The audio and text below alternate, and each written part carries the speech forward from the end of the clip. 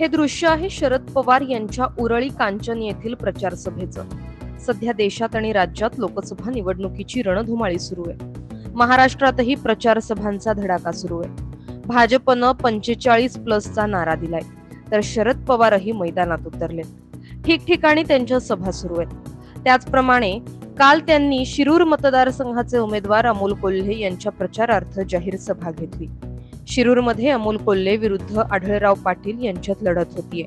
ही निवडणूक अजित पवार यांनी अत्यंत प्रतिष्ठेची केली आहे, त्यामुळे या सभेकडे सर्वांचं लक्ष लागलं होतं। शरद पवार यांच्या या सभेला तुफान गर्दी पाहायला मिळाली।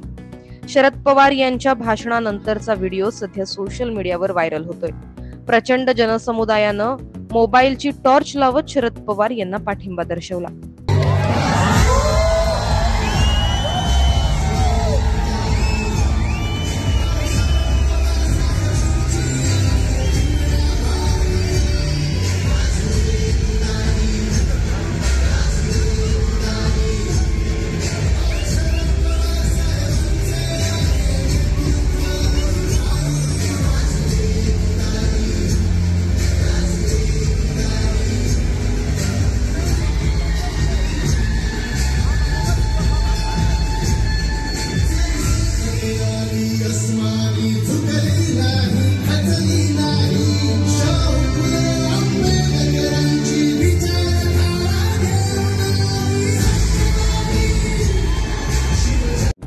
Bureau report, Maharashtra news 24।